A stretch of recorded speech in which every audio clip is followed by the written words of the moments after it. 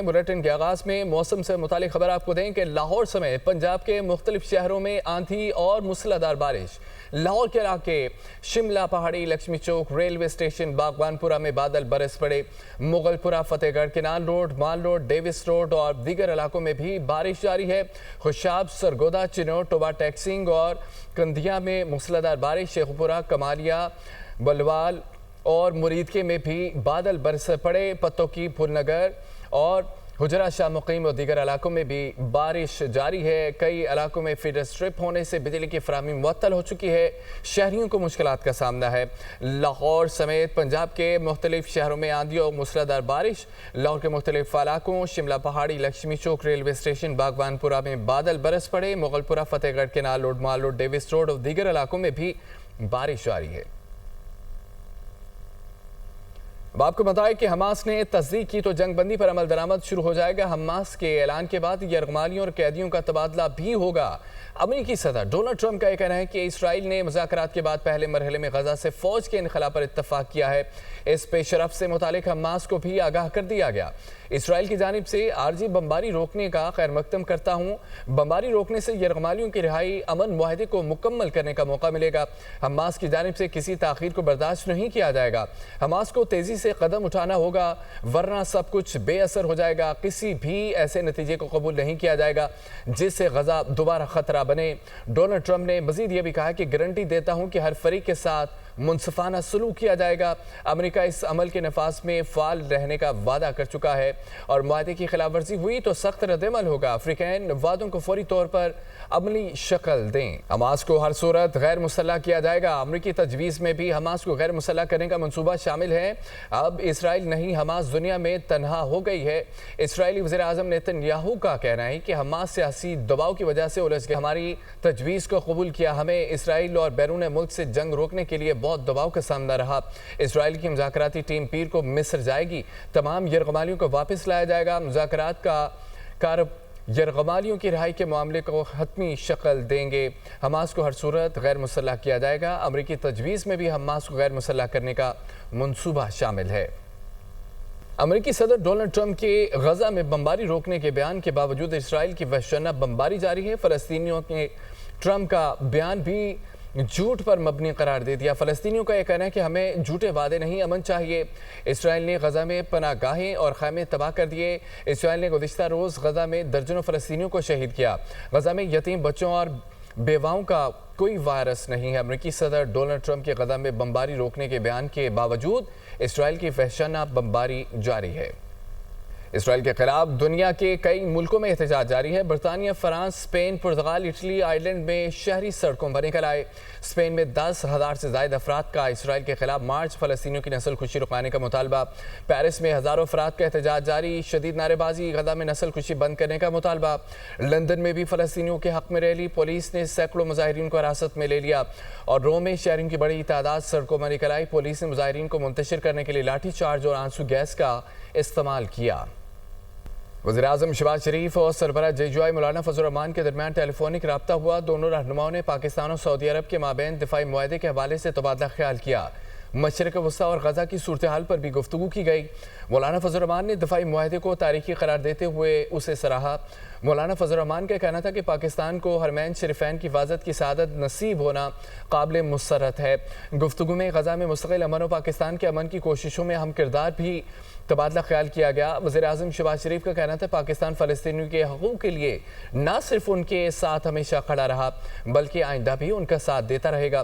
دونوں رہنماؤں نے غزہ میں جنگ بندی کے حوالے سے حماس کے بیان کو خطے میں امن کی راہ ہموار کرنے اور فلسطینیوں کی نسل کشی روکنے کا نادر موقع قرار دیا ہے۔ وزیر اعظم نے یہ کہا ہے کہ غزہ میں جنگ بندی سے معصوم اور نہتے فلسطینیوں کے قتل عام کی روک تھام اور فلسطینی ریاست کے قیام کا درینہ خواب پایا تکمیل کو پہنچے گا۔ مشرق وسطیٰ میں امن خطے کے لوگوں کی ترقی و خوشحالی کے لیے انتہائی اہمیت کا حامل ہے۔ नाज़रीन, फ़लस्तीनियों से इज़हार यकजहती के लिए जमात इस्लामी का लाहौर में गज़ा मिलियन मार्च। अमीर जमात इस्लामी हाफिज़ रहमान ने शुरका से खिताब करते हुए कहा है कि इसराइल इंसानियत की तौहीन और तज़लील कर रहा है। इसराइल को बड़ी बड़ी इज्तिमाई ताकतों की पुश्तपनाही हासिल है। इसराइल ने फ़लस्तीन और गज़ा को लहू लहान कर दिया।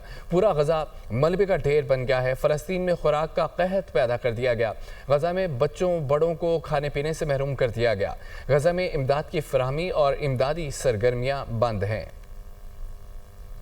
पूरा गज़ा मलबे का ढेर बन गया है और फिर उन पर इमदादी सामान को भी बंद कर दिया गया है।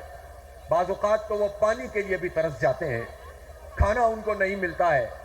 लाइनों में लगने पर वो इज्जत और गैरत वाले लोग मजबूर हो जाते हैं और अपने घरों के जो भी बचे हुए बर्तन हैं उनको लेकर जब वो खड़े होते हैं तो हमारे सर शर्म से झुक जाते हैं कि ये कैसी दुनिया है कि जिसमें इंसानी हुकूक और जानवरों के हुकूक की बात भी की जाती है। ऐसी सूरत हाल में दुनिया के तमाम इंसानों के लिए ये शर्म का मुकाम है कि इस तरह से इंसानियत की तौहीन और तज़लील इसराइल कर रहा है और इसराइल को पूरी तरीके से पुष्पनाही हासिल है मगरबी ममालिक की और उनकी चंद रियासतों की और सबसे बढ़कर अमेरिका की।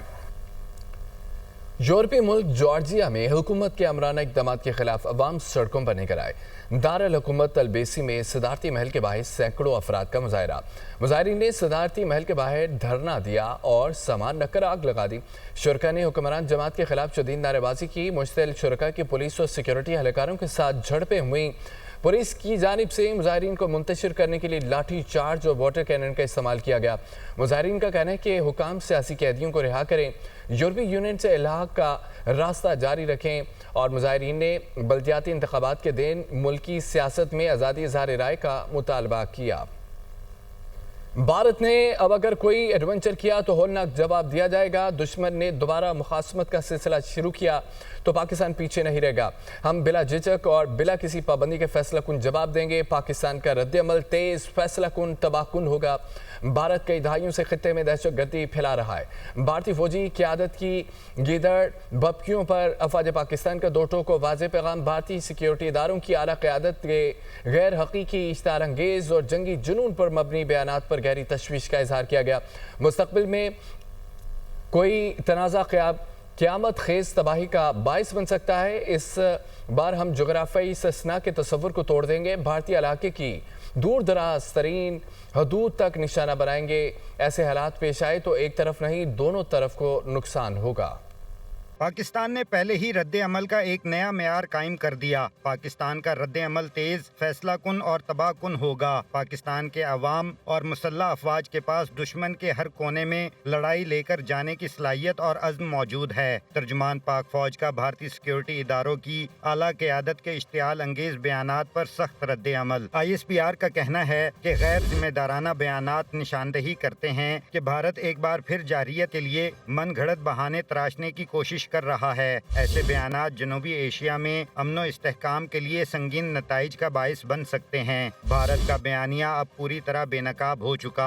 आज दुनिया भारत को सरहद पार दहशत गर्दी और खित्ते में अदम इस्तेहकाम के मरकज के तौर पर तस्लीम करती है। भारतीय जाहरियत ने दोनों एटमी ताकतों को जंगी तसादुम के दहाने पर ला खड़ा किया था। शायद भारत अपने तबाहशुदा लड़ाका तैयारों के मलबे को भूल चुका है। ISPR के मुताबिक भारत तवील फासले तक मार करने वाले पाकिस्तानी हथियारों को भी भूल चुका है। याददाश्त की कमजोरी का शिकार भारत बज़ाहिर नई महाज आराई चाहता है। भारतीय वज़ीर दिफा और उसके फौजी और फिजाई सरबराहान के इश्तियाल अंगेज बयानात के पेश नज़र खबरदार करना चाहते हैं। इस बार हम जोग्राफियाई इस्तिस्ना के तस्वुर को तोड़ देंगे और भारतीय इलाके की दूर दराज हदूद तक निशाना बनाएंगे। जहाँ तक पाकिस्तान को नक्शे से मिटाने की बात है, भारत को मालूम होना चाहिए ऐसे हालात पेश आए तो नुकसान किसी एक का नहीं दो तरफा होगा।